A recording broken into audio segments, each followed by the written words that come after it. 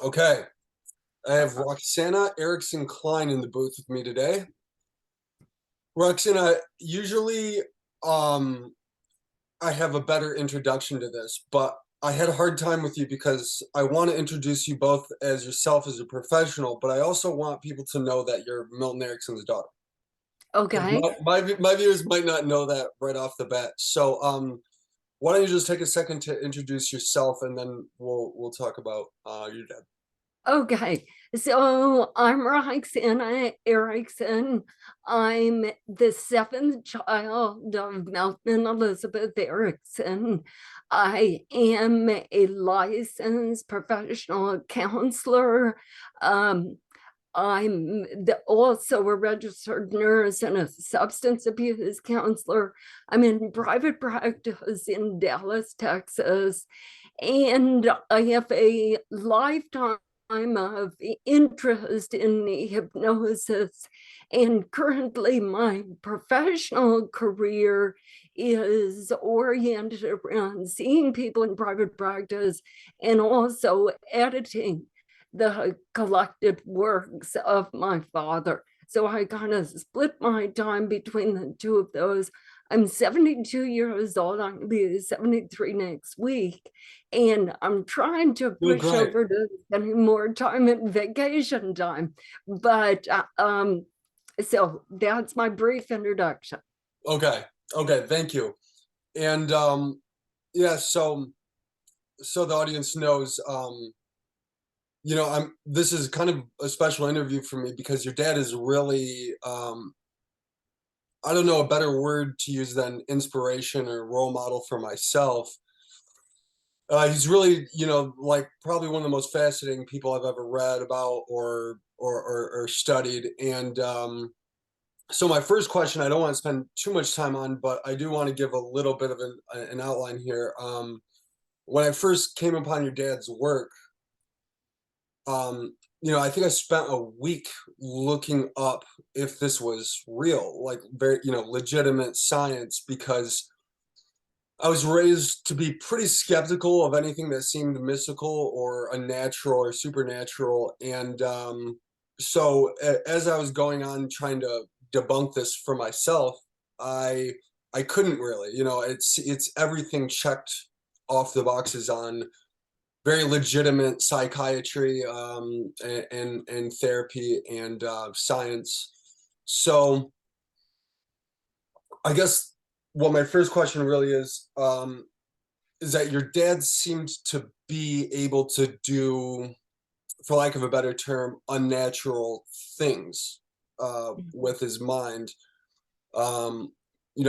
His capacity for mind could be described any kind of way, the amount of things he could typically do. But I don't know if I've read this somewhere or if I just put two and two together, but I think I just assumed that he was capable of some of those things because of the amount of time he spent in an altered state during when he had polio. And so, in other words, he's kind of stuck in a meditative state for years, right? Does that sound about right to you? Well, that's kind of an unusual way that you worded the question, but so I'll take this as piece by piece, step by step. Absolutely. Um, he was a very intelligent individual, very extraordinary in his capacity to take in information, to hold on to it, to process it, to integrate it. He was extraordinarily astute in his observations and um in his ability to pick up minimal cues. To me, he was most unusual in his ongoing commitment and fascination to continue to learn through a lifetime. So we're starting out with somebody who's super smart, you know, to put in very low level language. Don't be humble. Don't be humble. Okay, so a super smart guy who grows up on a farm where there is a lot of farm labor to be done all the time, but his mind is always working, even as he's going through all this tedious day-to-day work of keeping the farm running.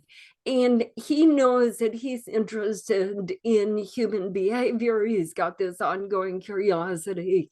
He came from a big family. There was I guess 9 kids in the family. So I hope I got that right. I have to double check. I'm going to get through his family. But he had a lot of siblings that he could explore with. He'd make suggestions, see how they responded, if they were resistant or whatever, then he could go. If they didn't respond as he expected, he could provoke them in another way.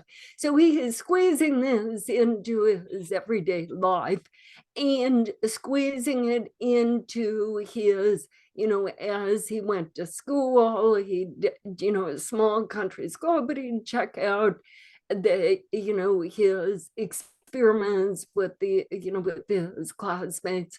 And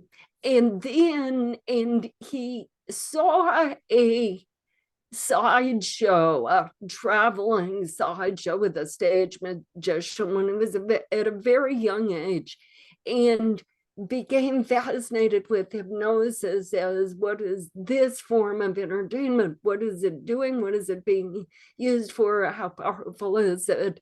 So his curiosity continued to grow in that area. And then, as you say, when he got polio, that was, you know, by all accounts, a pivotal time in his life, because he was very, very ill for a couple of years and lost his physical capacity, lost his dream of becoming a surgeon or an orthopedic surgeon, which is what he was first interested in doing. Realized he's never going to be able to stand up in the operating room and do the type of work that he had kind of envisioned that he would be doing in his later life, and adjusted his thinking to, well, number one, he's got to get better. He's got to become the best he can be, and was able to, you know, really evoke the state of self-hypnosis and healing through self-hypnosis. And at the same time, you know, begin to question minimal cues and other people and the observations he was making of the people around him. Could he get somebody to move something closer to him or bring him a glass of water or something like that without being verbally expressive? So he's evoking these kind of indirect things simply because he's really got to fill up his desire for curiosity, and to be the best he can be. And you know, at that point in time, he had a lot of time on his hands and very little capability of going out and attending to, you know, to things outside of the immediate internal and external environment. So as he healed from polio, he and from the ravages of polio, you never fully heal from polio, but he rehabilitated to the point where his body was more functional, and he really gained an appreciation for the way in which hypnosis as a tool, he gained a firsthand experience, something that he didn't have before. Yeah. And so as he came to really continue practicing and exploring, he was always a very energetic person, you know, worked morning till night. That's just what his energy level was. And he was 100% totally committed to the scientific methodology for studying hypnosis and for practicing hypnosis and for teaching hypnosis. He didn't like this magical explanation. And for not only was he, just didn't like it, but he felt that for people to perceive hypnosis as magic actually took away from their appreciation of hypnosis as a tool that would eventually find its place into the legitimate medical practice where he really wanted it to be put to work.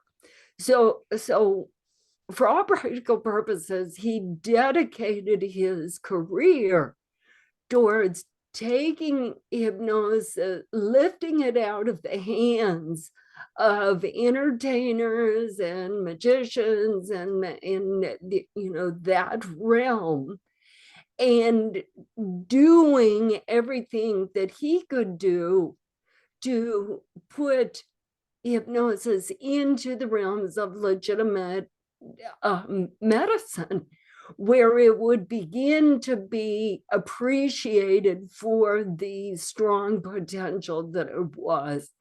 Now, that being kind of his mission in life, people, looked at him, saw him practice, came to study with him, were patients of him, looked at what he was doing. And bear in mind, he was educated in psychotherapy, psychiatry at a time when it was all psychoanalytic. Freud was the dominant influence, and in many ways it still is. Yeah. Still does have a very strong presence in the way psychotherapy is taught. But and he didn't agree with that. He thought there's no that you can evoke change, that you can get good results without spending all these years in psychoanalysis. And so he started shortcutting and skipping steps and disputing in their forum, and writing up his cases as evidence, what was in those days evidence-based, publishing how he's working, which is very, very different from the psychoanalytic model, and trying to build a case not only for brief therapy, but for hypnosis as a tool that can be integrated into brief therapy and achieve results. Now, as he continued to work and continued to practice and continued to refine and revise his own skills, I personally never considered it to be his best strength to explain exactly what he was doing there. So he would present what he was able to achieve. Yeah. But for the average audience, Yeah. you're like, what? I mean, I think I can't tell you the amount of times I've been left clueless. Like, wait, how did that work? Yeah, there these is case something we're studies. missing the explanation here. Yeah. Yeah. So in that he never really dedicated himself to that step The of conceptual explanation. Yeah. A, B, C, D. This is what I was thinking, this is what I was doing.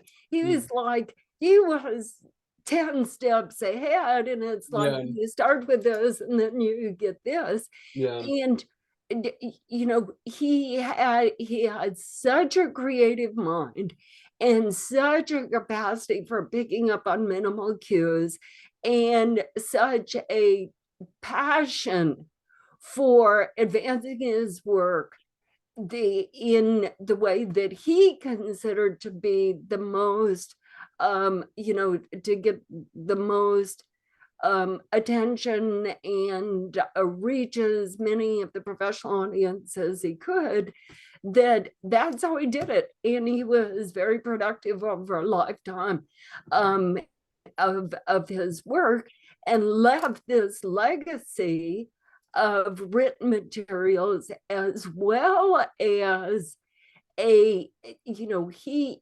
teaching, his first person teaching. That was one of the things that he really liked and he was really good at, because he was able to draw in an audience and turn that teaching lesson into an internal experience for the student that they wanted to carry forward. And that's what I attribute that, he worked, and then he died in 1980. And in 1980, there was 1,000 people who said, wait a minute, we're not done with this. We want to continue exploring what, his methodology. And so then they became teachers, and they had a ripple effect on reaching out into the professional community of studying hypnosis. And I'm part of that. Yeah, I know that that's why it makes this so special. I guess a leading question is, when did he first get struck by polio? He was, I think, 17. Oh, it was what did he have? He didn't have a bout with it when he was a little boy, like a short sickness when he was okay. No, he was a healthy kid, and he was a healthy farm laborer Yeah, until he was 17. yeah, And polio is a virus. As I said, I'm a nurse, I'm interested in medicine. Polio is a virus, and it comes from contaminated water. And he was the only member of his family who was struck with it. So that raises some curiosity. Well, how come his siblings didn't get it? How come his parents didn't get it? Because they all lived in the same home together. And what I've concluded, he's the only one who learned to swim. And so he would go out and swim in I don't know if it was a lake or what it was, near near where they resided, but I think he got it from swimming. yeah. I guess the reason I think this is because everything you just explained about what he was capable of doing and the way his mind worked. You know how you were describing how his mind was able to work while he was doing other things. And he Mhm. seems to be able to pay this have this depth of focus for minimal cues, and the ability to use self-hypnosis, to alleviate his own pains and struggles and everything. That all of that, and the fact that he spent so much time emphasizing and stressing the idea of trance as an altered state. All of that to me sounds very parallel to what I know the benefits of advanced mindfulness meditation does Mhm. for a person. And so I guess that's why I kind of put two and two together there, because yeah, I mean, I meditate quite often, and so I can see how my ability to place attention gets better when I do it. That's sort of the point of it. And so I guess I just assumed he had some incredible ability to do something like that, and that's why I Wh- thought that.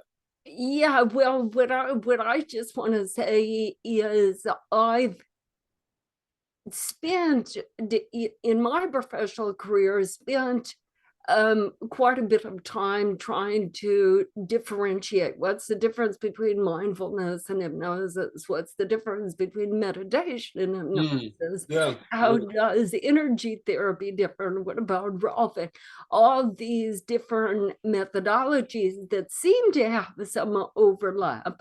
I've come up with my own ideas. Now, truthfully, to be really honest, I was 30 when my dad passed away. And I wasn't particularly interested in mindfulness at that phase of my life.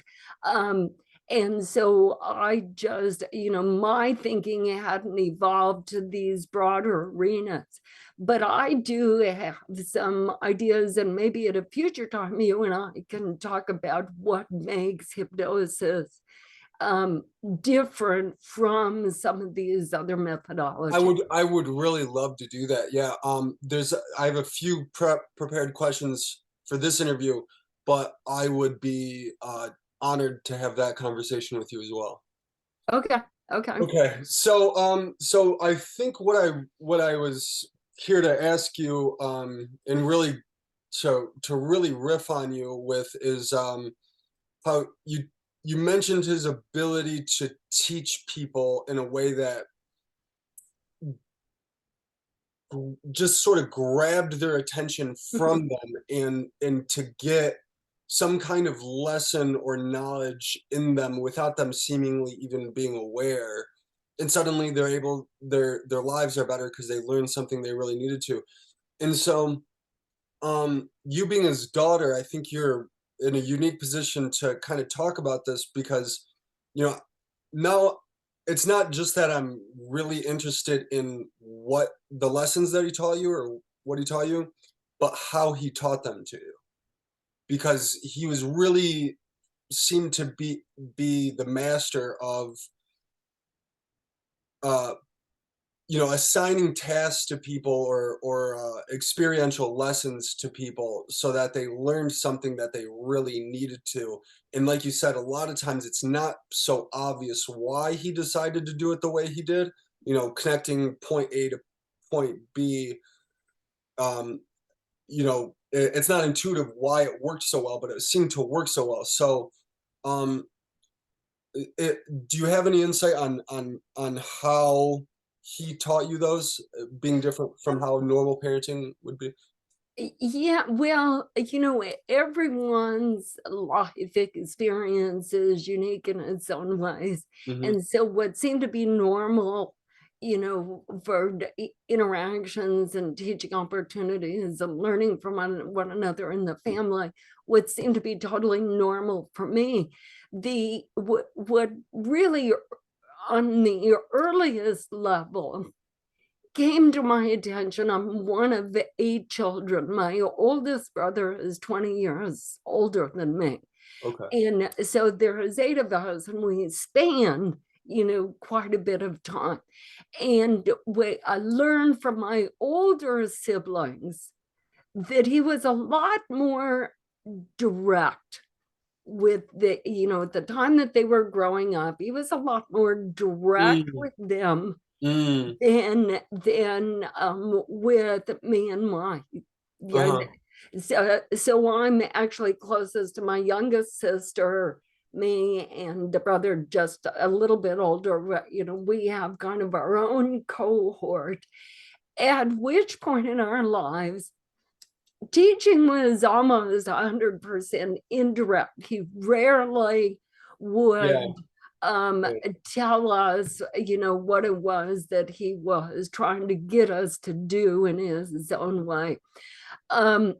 But when as I grew to be a professional, um then I would see how his teaching groups, he started the last decade of his life, he had teaching groups that he held in our home.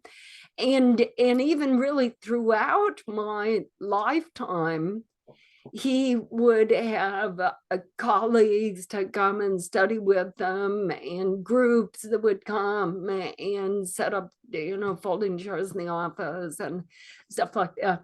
And he always had kind of the open door policy for the kids, that if it's a teaching session, he wanted the kids in the family to be able to sit quietly on the floor in the back of the room and soak up by osmosis everything that we were available and ready to learn as he was teaching hypnosis to these groups. Hmm. So all of my siblings, from young to old, had these experiences where we go in out of our own curiosity, and sometimes he'd make it a point of, announcing I'm going to be teaching a bunch of policemen out to interview a witness. Mm, Feel free to sit in the corner if you want to see what's going on. yeah. Um, so sometimes he would be, very overt with his invitations, but we all learned that if the office door is open, he's got a group in there, we're allowed to slip quietly in and sit in the back of the room. And he would also invite us, he did a tremendous amount of teaching with the American Society of Clinical Hypnosis in those years. And so he would coax us to come and say, I'm gonna be, teaching at this meeting in Los Angeles, where, and it would really be helpful if you would come along as a demonstration subject, and I'm like, okay. So he would, he would invite us to participate. But as my own education as a professional grew, I began to get a different perspective on what is he doing with this teaching? Why is everybody oohing and awing like Yeah, he's yeah, some great wizard when he's actually just a teacher, no yeah. better than my fifth grade teacher, Yeah. Yeah. Um, Well, come on, so, give him more credit than your so fifth grade teacher, please. well, no, I'm just revealing my childish thinking, Yeah. you Oh, know. I see. I see. Yeah, yeah, yeah. Yeah, so my childish thinking was, why is everybody treating him like he's some great master when, I go to school every day and you see the teachers stand in front of the room and just, go on and on about the information. Yeah. Yeah. Why are people responding to him in a different way? Yeah. And so my growing sophistication let me know that that he would have it be an experiential process as from the get-go, from the time a student walked in, and I don't care if he had a classroom of 120 people or if he had 3 people in his office, that were there for teaching purposes. He would carefully make eye contact with each one of them and do what he was really uniquely able to do, which was to make these observations of minimal cues that, that ordinary people have to really work hard to develop the skill set. But Mhm. he had already developed the skill set, and he was constantly on a day by day, person by person, moment by moment process of revising and refining and practicing and getting better at it. Mhm. Absolutely. Yeah. No, that was a great way. So I was thinking last night before, you know, to prep for this, and I think the direction I kind of want to take it from here is really, so, with the outline of it being, if we, if we highlight that the way he taught you these things is what we're really focusing on here. That's what really got this project started for me, is figuring out better, or figuring out that there are better and worse ways to learn how to do something, and Mhm. uh you know and then really fully understanding why learning by experience is so much more dramatically impactful on what a person is capable to do and understand. So I guess I wanted to ask you about some of the specific lessons that he taught you as his daughter, and then sort of outline what we're talking about with that example. So, are there any? Is there one or we don't have to do one, but is there a specific lesson that stands out to you as being the most useful he ever taught you, or the most impactful he ever taught you? Well, and if you'll talk among my siblings, everybody is going to have their own, Yeah. recollection of it. But to me, if I try to think of a highlight of what was really a moment where where I realized that that my experience is different than maybe the average person of this learning experience. So in our family, we would take a vacation, a summer vacation every year, and my mother had a real well, both of my parents had a fascination for anthropology, and they never missed an opportunity to explore an individual or a group or a culture, from the whole backstory of where you came from and what's unique about you as an individual and you as your culture. Mm. Never missed a beat with that. So I grew up in Arizona, and Phoenix is a city that's surrounded by, we call them Indian, and haven't transferred over to the Native Good. American terminology, but Yeah. it's surrounded by Indian reservations. Good. And so we would take a family vacation up to the Indian reservation Mm. every summer. And my father, eh, he had too many competing responsibilities. I don't know that he had the physical stamina, to take the road trips that we would take. Um, and and quite frankly, it worked out really good for my mother to take the kids up.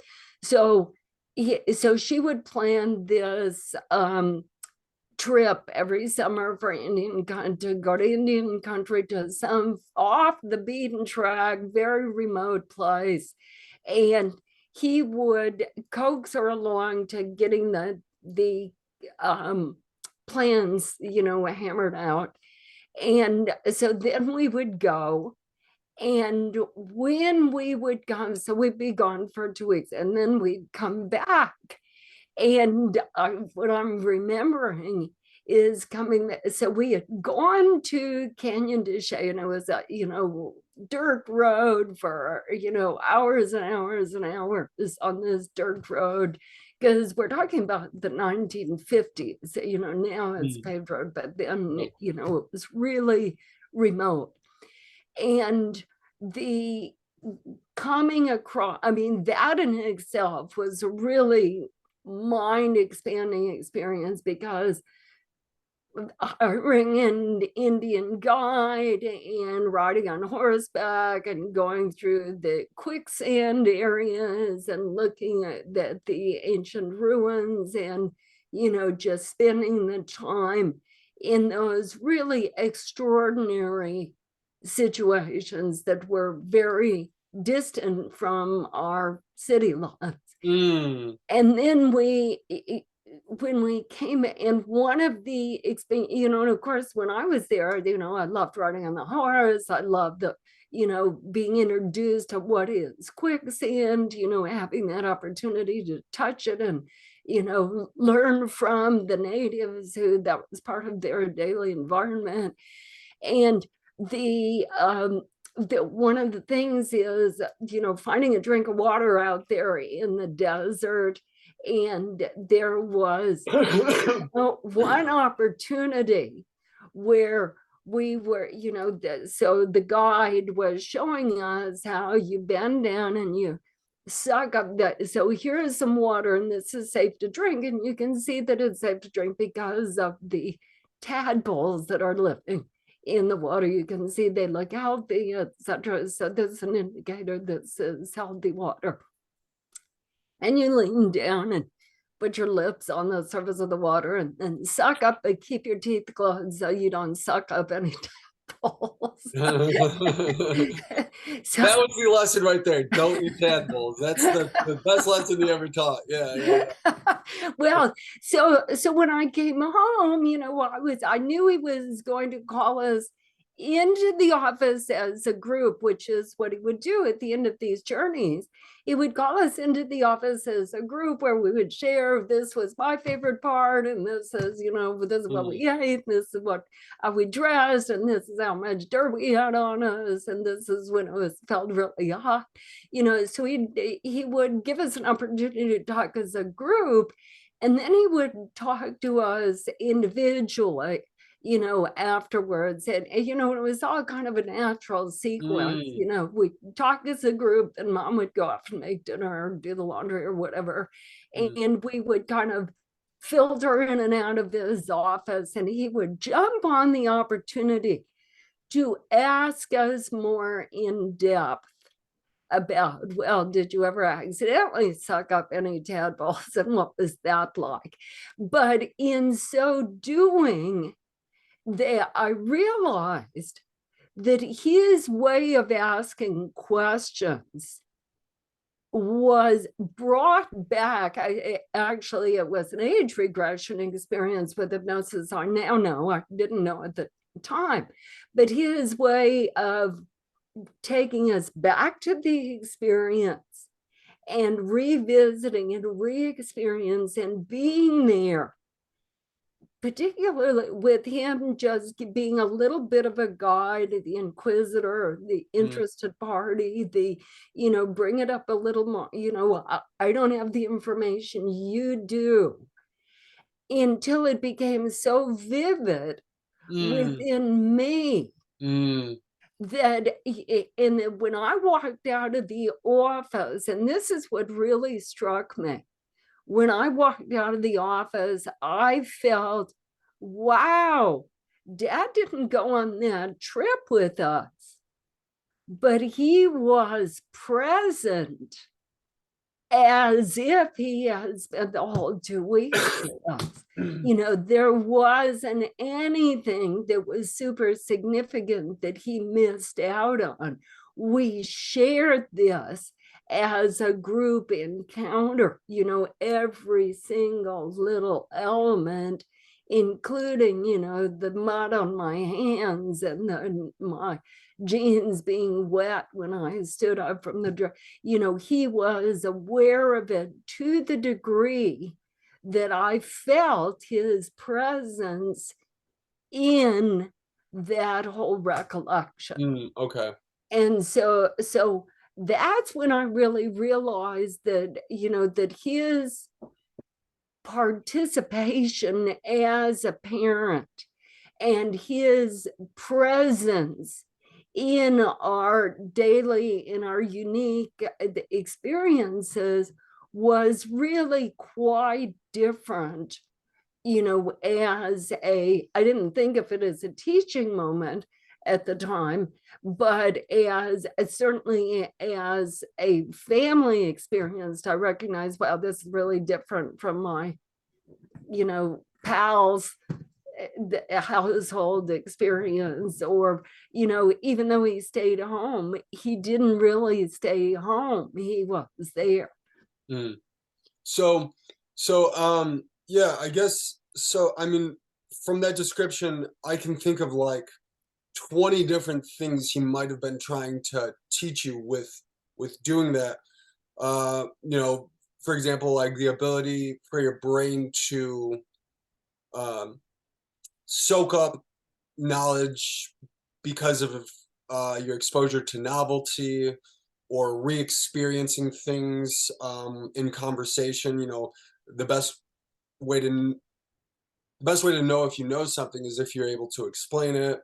All these different ideas, I think. So is there, I guess, a short phrase that you would summarize what you said as the most important thing he taught you with that description of what?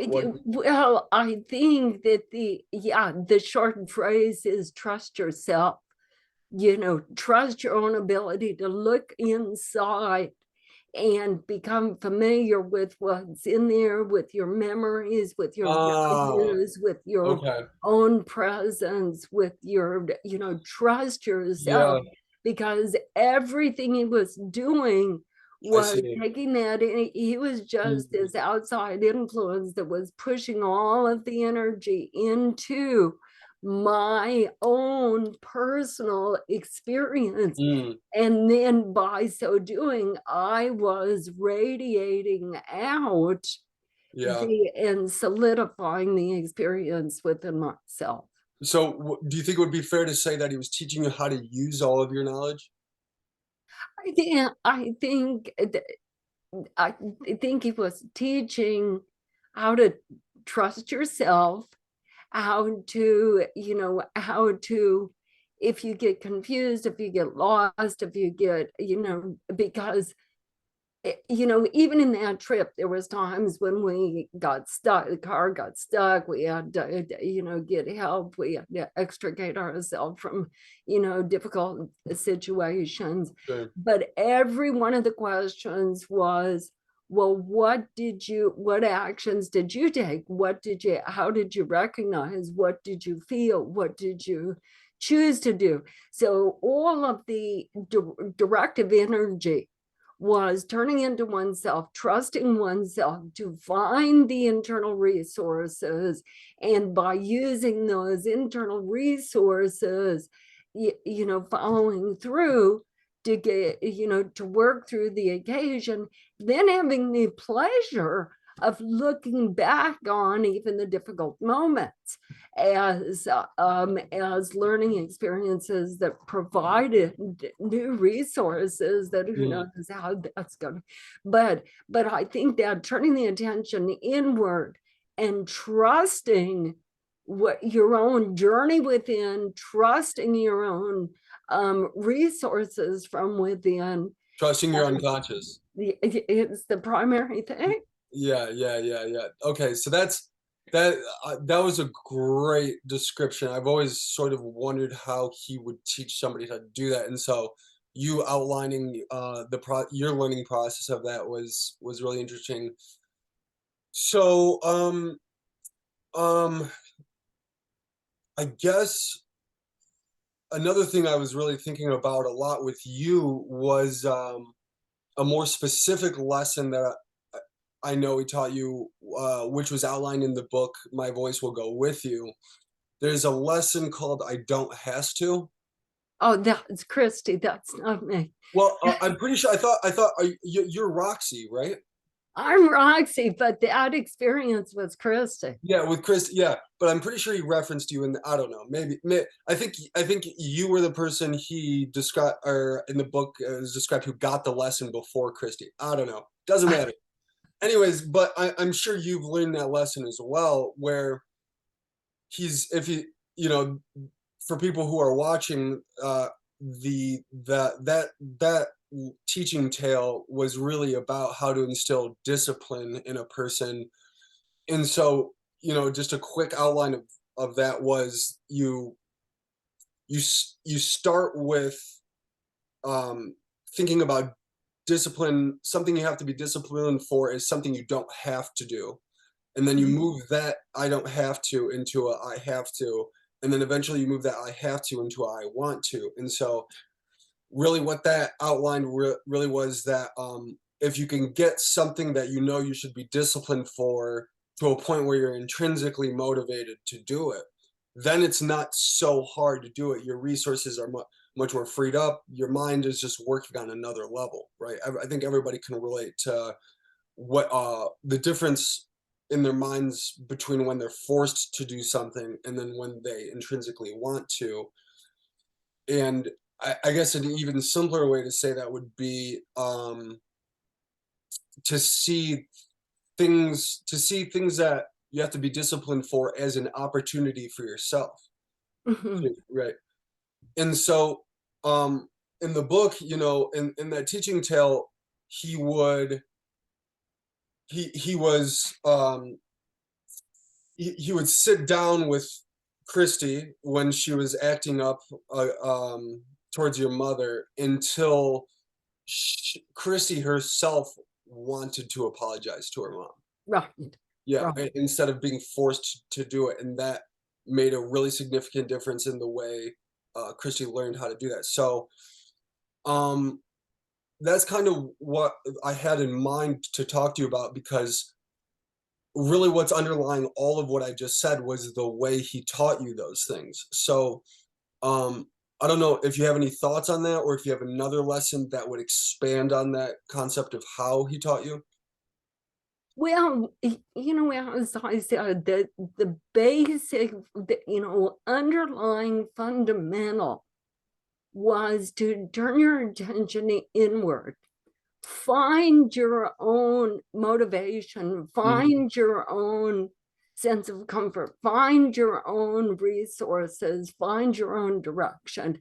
And so that overarching principle of turning your attention inward and doing an inner exploratory I see. is, it applies there, it Mhm. applies elsewhere. And when I think about how young I was when I learned the difference between I have to have this and I want to have this.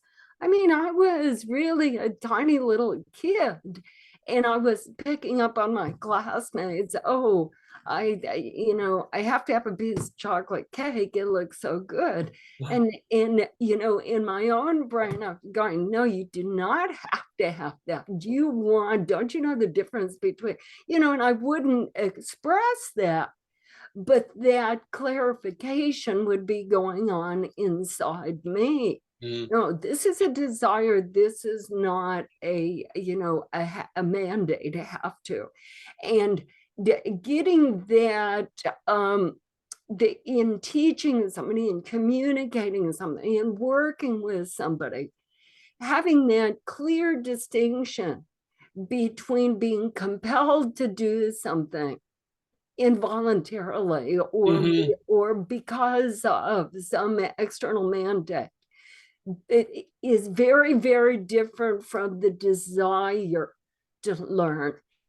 And I think, in many ways, having that ability to sort through it, to witness it, and I can tell you, he taught by example. Mm. Because he was physically handicapped, it was more effort for him to get out of bed and to get things done, than an average person. Mm. And so he would very specifically use his words very specifically. I have to get up in the morning. I dress myself because I want to. I get up early because I want to. Mm. I'm doing this and that because I want to. But there are a few things that have to be done. So being very, very specific with his word use, he set a good example for what are one of the ways, to make that internal distinction that really is very specific to the individual. So what I have to do, what I want to do, it really gets, kind of, it goes through a thoughtful process. It isn't overlooked in the back of my brain. Now, one of the things that he did spend a lot of time teaching was the concept of you have a conscious mind and you have an unconscious mind. Mm. Both of those, your conscious mind and your unconscious mind, are sitting with me in this room at this time, at this moment. Mhm. And so but even by expressing that so overtly and so distinctly and so clearly, he's turning your attention inward to what does he mean I have a conscious mind and an unconscious mind? Yeah. Yeah. Which part of my thinking is conscious and which part of it is unconscious? Yeah. Yeah. So he's kind of turning the tables and in pushing that exploratory process inside the, the person with whom he's communicating. He's Mm, provoking an exploratory process. yeah, no, yeah.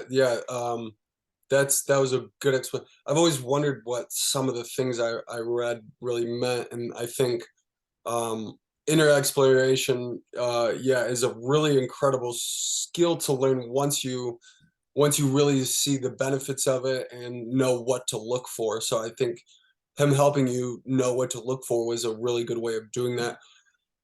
Um, but um, are is there any teaching tales in My Voice Will Go With You that you are specifically mentioned in? Well, if I, That if you I know? knew you were going to ask that, I would have skimmed through the book before. Yeah, the, I do. What I do want to say is he liked to, well, two things. One is that everything that happened in everyday life, he would use it as an opportunity to, oh, I can use this as a teaching tool, to demonstrate this and that. Um, the and then when he would write up trying to make examples of, he's thinking about a concept, he wants to illustrate it with a real life experience. So it was equal opportunity. If you had crossed his path, it was equal opportunity. He might write about you. And thus he wrote about all of the family members. He wrote about a lot, of his patient experiences. And it's in his office was in the home. And so we, as an active integrated family, had a lot of contact with a lot of his patients.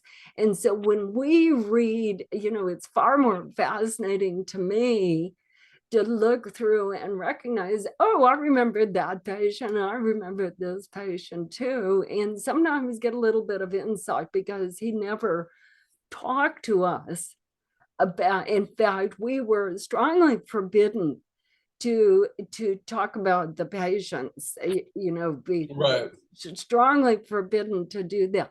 But, but as siblings, particularly the really young ones, there were some patients who were really, really present in our life, and some of them who weren't, because we were groomed that, we live here, this is our house, the patients are coming in, sitting in our living room, and we have certain responsibilities to them.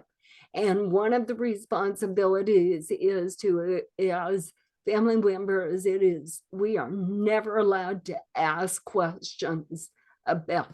But on the other hand, if they want to talk about themselves, or if they want to ask us questions, it is a polite thing to do, and it might be interesting, and you might learn a thing or two, and it's a good opportunity to, interact with the person, on this occasion. So go for it. Mm, But the only have to was we had to be considerate, we had to be polite, we had to be respectful, we had to follow the rules. If the patient sat there quietly looking at a magazine, we were not to interrupt them. If on the other hand, if the patient said, hey, little girl, what did you learn in school today? Then it was our responsibility to, if we had time, to sit down and have a little chat about what we learned in school today. yeah, yeah. Um, yeah, I mean, this is all just really a lot to process. You know, because it is like we were saying in the beginning, it is such a different avenue of teaching somebody something. A lot of times when you're trying to teach, another not just a kid anything, something, but just any person anything, a lot of times you're much more direct in saying exactly what the lesson means and how to think of it there. But obviously that seemed to work for you really well. And so yeah, I want to be mindful of your time here. So I'm gonna go ahead to the last question. I like to ask all my guests really just an open-ended question of, if you could teach us, me and my audience, anything you wanted to, um, whether that's what you're enthusiastic about or something you don't get a chance to talk about other places or something that you feel is really relevant. Is there anything that you would want to teach us? Well, one of the things that as a professional, I'm committed to is going to primary works. And so if you want to learn about Ericksonian, if you want to learn about Ericksonian hypnosis, go to the primary works. And that's one of the reasons why I've undertaken the monumental task of digitizing the collected works of things that my father wrote to make them affordable and available. And right now I'm on volume 5 of 16 volumes, but I have a lot of unpublished papers that I don't know how many volumes it's going to end up with. But so that going to the primary resources, I personally consider it to be essentially important. And so that's one thing. Another thing I want to say about hypnosis is that understanding what is hypnosis, how it can be used, what it can draw out from the best of you, the best of me, the best of the individual. It takes effort, it takes time, it takes intention to learn and to explore, but the opportunity is really tremendous. And so I am encouraging people to study the methodology of hypnosis. And what I think I'm really good at Yeah. is explaining things in a very simple way. And so one of the things that one of my on my bucket list is to create a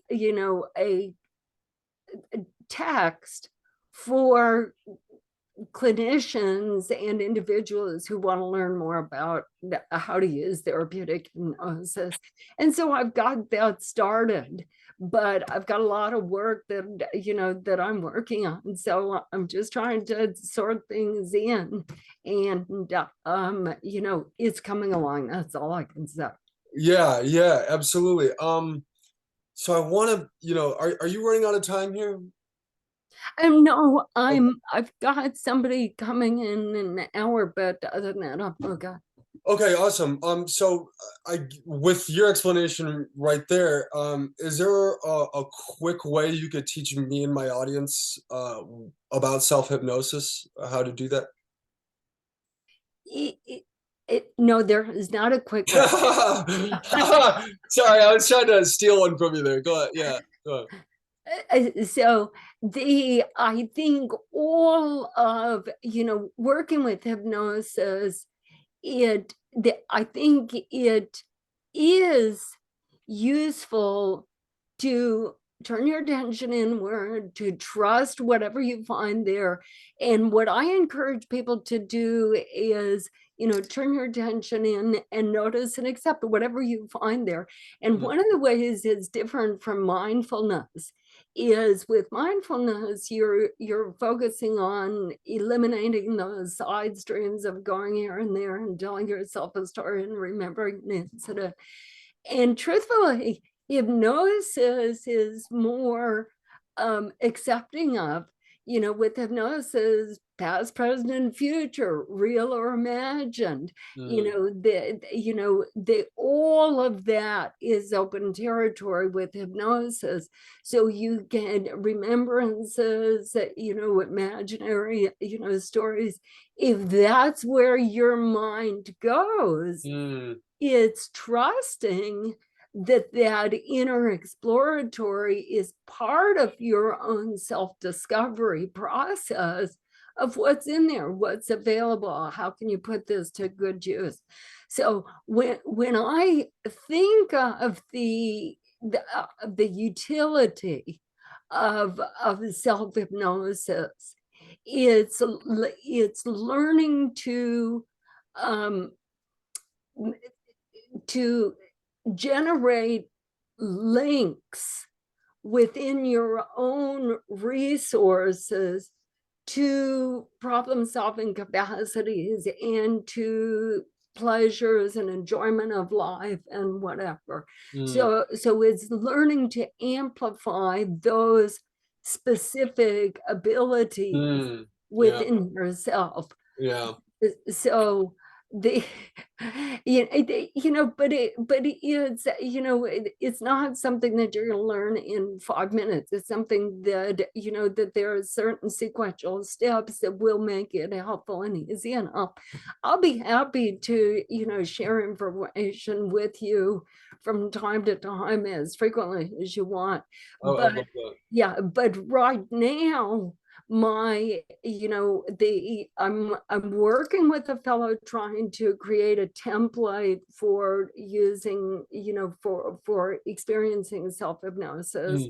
I'm developing a handbook for teaching hypnosis, and I'm also working with another partner developing a series of exercises for practicing self-hypnosis and hetero-hypnosis. So I think those resources, and I'm also working on digitizing the collected works of my father. So I've got a lot of, what I consider to be very valuable resources.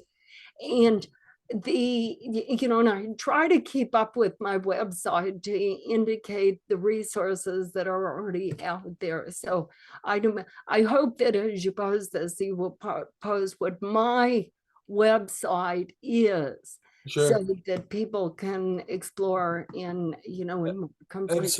Absolutely, yeah, absolutely. I'll post any link you want in the description there. I really do want to draw attention to Ericksonian psychology in your own work as much as I can. So I'd be glad to do that. Before I send off, I guess I was gonna kind of give my own description of how I would teach self hypnosis and see what your thoughts were. All right. I'm all ears. Okay. So there's a chapter in my or a lesson in My Voice Will Go With You called Wet Beds, and and in the story he's working with a patient who has a problem wetting beds because of some kind of medical problem that she can't seem to stop Okay. wetting the bed. Yeah, And and I so remember this patient. Okay. well let's save her. Yeah, let's keep her identity quiet. Nobody wants to know they pee the bed. But so he used the example of the thing we all do in our head when we want to make ourselves pee. Mhm. This sounds weird, I know, but there's a little signal in your head you focus on to make that happen. And that same thing you're doing in your head to make yourself pee is more or less the same thing you do if you wanted to invoke other unconscious processes in yourself. So if you wanted to feel more confident, you'd find that signal and focus on it. If you wanted to relax, you'd find that signal and focus on it. If you wanted to feel compassionate or whatever your goal was there, it was a matter of training yourself over time to focus on these different um, signals or messages from your unconscious, and that was really the best way I've come up to teach people about this. So I don't know, what do you think about that? I like that. I Yeah. like that a lot. And it's so if you think, turning attention inward, finding that inner resource, tapping into those previous learning experience, and the learning experience of learning to control a physiological process, Hmm. a sphincter that you really can't feel, Yeah. but but it's in there somewhere and you have the knowledge. And then linking that knowledge to, well, you can find the the release for compassion for others, or Hmm. forgiveness, or for Hmm. enthusiasm or Yeah. curiosity, or Yep. those other values. Mhm. But it starts, which I really like that technique, and I'm going to soak that in, and but Oh, stop. You're too nice. no, seriously, and This give is it like one of the further. best compliments I've ever heard. Yeah, yeah. Coming from you, anyways. Well, it's true that that's one of the things that's most fascinating about hypnosis to me. And we're talking about a person, I told you I'm 72 years old, I'm going to be 73 next week. But and I have been associated with learning hypnosis for a long time. And I've belonged to professional groups for a really long time. I became a nurse when I was in my 20s and affiliated with professional groups. So I have been in learning forums about hypnosis for a very, very long time. And you always learn something new. And that to me is what is really the gems of hypnosis. I've never heard anybody describe the self-hypnosis process as you did, and it makes sense, and it's got value, and for me it's a new discovery. So that's the fascination that Hmm. I have in hypnosis, is gosh, you keep learning and keep learning. Yeah, yeah. Well, I mean, I really can't tell you how much that means that you just said that. That was really big because this interview was really special to me because your dad and his work was really emotionally evocative to me over the past couple years. It's helped me in ways, I mean, I can't even begin to list. I mean, through a lot of hard times, and it's helped me learn a lot of really important lessons that have made my life just so much better in every area. And so, to be speaking to his daughter about it, doing something that I love.